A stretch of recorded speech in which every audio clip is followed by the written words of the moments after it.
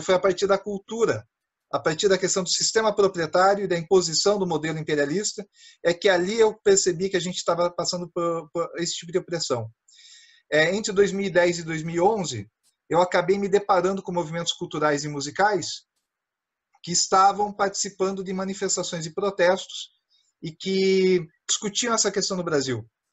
Mas, estranhamente, eles não discutiam o capital. Então, isso me chamou a atenção, porque eu percebi que existia um debate que levava necessariamente esse discurso do novo, das novas manifestações, os pós-modernos, os identitários, toda essa discussão. É muito importante porque estava se discutindo toda essa questão da cultura digital, que eu fazia parte também dessa discussão, mas já se configurando com uma agenda estranha e que me aparentava ser dirigida a rachar a esquerda e abrir as portas para outros interesses. Ali, naquele momento, eu comecei a seguir, fazer cópias, estudar, e a partir disso eu comecei a entender o que estava acontecendo. Mas eu acho que lá pelas jornadas de junho de 2013, né, acho que todo mundo tem essa percepção, esse jogo ficou mais claro. Acho que ali foi o momento que eu realmente já tive certeza, porque eu já estava há 3 anos acompanhando isso, que existiam movimentos no Brasil aparelhados, treinados, de direita e de esquerda, principalmente essa linha de esquerda pós-moderna, que estava operando com ONGs e com organizações no Brasil. E que isso poderia levar a um tipo de agitação e de propaganda que poderia atingir tanto interesses do governo ou do partido que estava no governo, mas principalmente a questão de soberania nacional, né? O que aconteceu no Brasil, primeiro a gente não pode dissociar do fenômeno que fica mais visível das primaveras árabes, né? Não podemos também ignorar a questão do vazamento de informações da NSA, de que o Edward Snowden, o Assange e outros divulgaram que o Brasil estava sendo espionado, né? O número de e-mails que o Snowden comentou num ano, inclusive está lá no filme do Oliver Stone, parecia algo em torno de 2 bilhões de e-mails no Brasil foram hackeados, né, pelo PRISM, aquele programa, né, de hackeamento que foi denunciado. Nós temos todos os materiais que foram usados de treinamento nas primaveras árabes, vídeos, cartazes de como se vestir, cartazes de como elaborar máscaras antigás caseiras, vídeos de filmagem, como filmar protestos para derrubar um ditador. E mesmo a cartilha do Gene Sharp, de como derrubar um ditador, todas elas sendo distribuídas em redes desses grupos, tanto pós-modernos quanto dessa direita que depois se vestiu de verde e amarelo, para treinamento dos grupos no Brasil. Então a primeira questão é que esse material ele é público. Acho que qualquer um que for procurar esse tipo de material em listas de manifestações de páginas de esquerda identitária, páginas de extrema direita militarista, páginas contra golpe comunista no Brasil, sabe esse tipo de coisa que eles divulgam? Você acha esse material fartamente, né? Então essa é a primeira questão. A outra é que as técnicas aplicadas quando a gente fala de guerra híbrida, elas foram todas localizadas no Brasil. Primeiro, os 192 itens da cartilha do Gene Sharp, eu localizei no mínimo 100 estratégias sendo usadas no Brasil. Então, é uma coisa óbvia, porque é uma cartilha, se você vai lendo, você vai vendo, puxa, mas eu vi isso na rua, eu vi isso nas redes, eu vi isso na imprensa. Então, pelos mesmos atores. Se fosse uma coisa aleatória, a gente diria que é coincidência, que é teoria da conspiração, né? Mas a gente está falando de as mesmas redes que divulgaram esses materiais, utilizando esses mesmos materiais continuamente. Então a gente está falando de que, e mais do que isso, alguns dos atores envolvidos nisso, em congressos internacionais, ao lado do responsável pela ONG Canvas, Otpor, de Belgrado, que faz esses treinamentos para a CIA, alguns dos agentes brasileiros em congressos com esse mesmo elemento. Então, a gente está falando de redes de conexões que, como eu falei, são públicas, né? Um dos outros elementos que eu acho fundamental são as duas principais redes de financiamento, que eu acho que é um assunto que a gente pode depois explorar mais, mas na esquerda pós-moderna, ou seja, esses que lutam por questões identitárias, eu não desqualifico, são lutas justas, mas eu sou marxista, né? Então eu consigo compreender uma certa diferença no discurso. Eu acho que esses grupos têm legitimidade, mas nós não podemos ignorar que tem os super ricos no mundo, a plutocracia global, oprimindo todos. Então tem que ter os discursos das diferenças e a disputa geral, né, do proletariado junto. A gente precisa somar essas forças. Esses grupos, eles ignoram essa última luta. E eu percebi que todos esses colunistas famosos de Folha, de Estadão, grupos que fazem filmagem nas ruas, fotos de protestos, grupos que fazem articulações feministas, identitárias, de bandas de rock, tudo quanto é coisa que vocês viram agitando, Marcha da Maconha, Marcha da Liberdade, os livros publicados falando dessas questões pós-modernas, todos eles, sem exceção, eu achei vínculos com a Open Society do Jorge Soros e muitos também com Fundação Ford ou outras organizações. Livros e eventos financiados, ONGs com recursos repassados, plataformas de movimentos sociais. Então é um financiamento dos globalistas, é um financiamento externo para a agitação. E no caso da direita, MBL, Vem Pra Rua,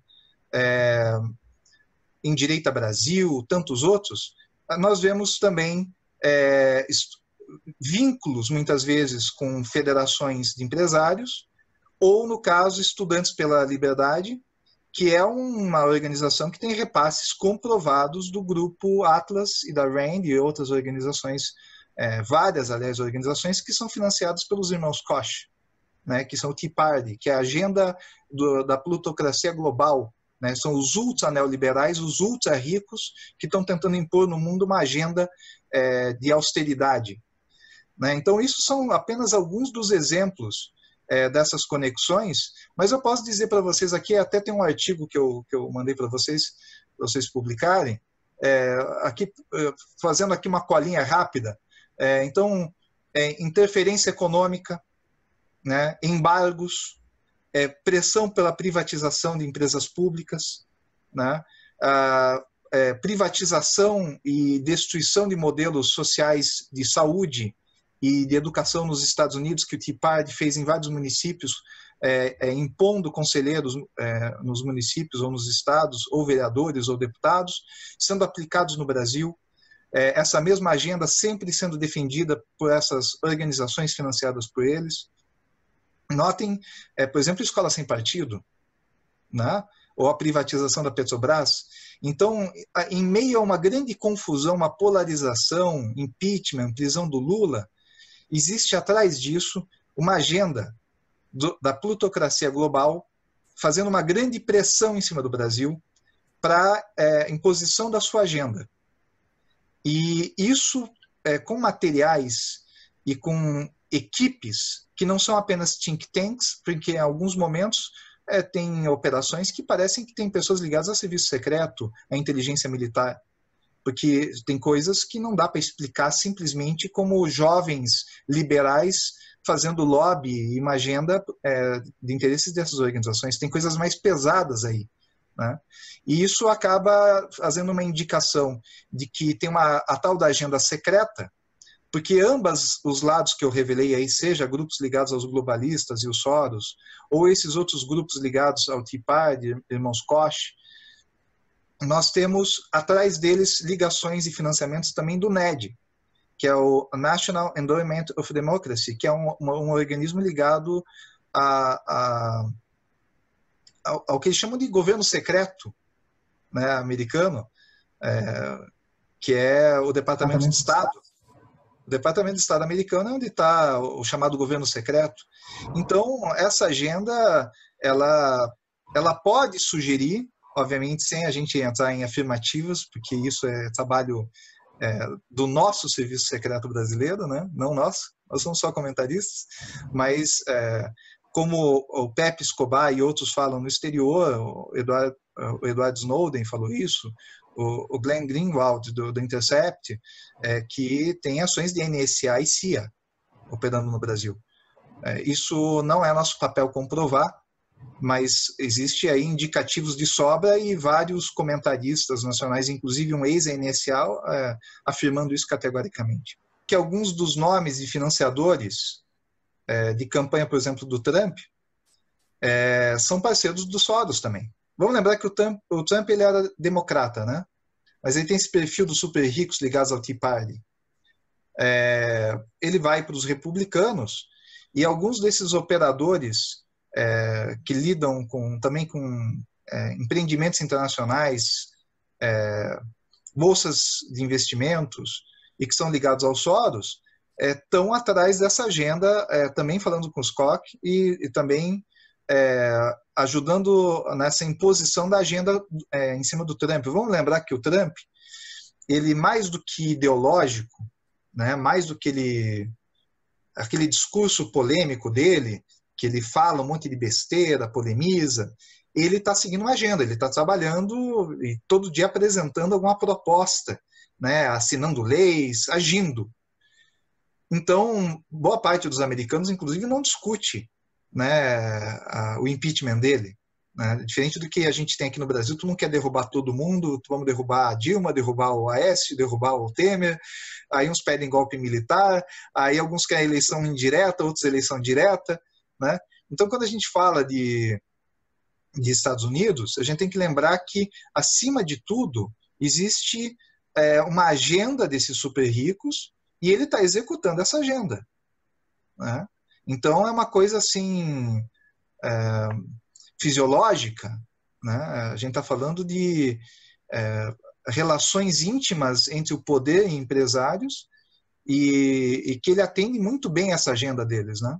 Porque para essa elite brasileira, para essa classe média que o Gessé Souza chama de a elite do atraso, para essa classe média brasileira e para os ricos do Brasil, estar na condição de representantes dessas forças internacionais no Brasil, lucrando com isso, é uma vantagem.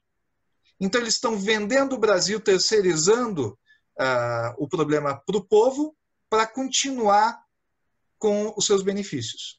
E nesse contexto é que eu acho que os neopentecostais e outras organizações, algumas com mais alinhamento com essas organizações estrangeiras, White Christians, essa linha de organizações políticas na linha do Tea Party, que são os neocons, tem muita aliança ideológica com os neopentecostais, com certeza. Eu acho que isso é um dos pontos que já diz que eles estão ideologicamente envolvidos, enquanto outros, como ruralistas, não necessariamente.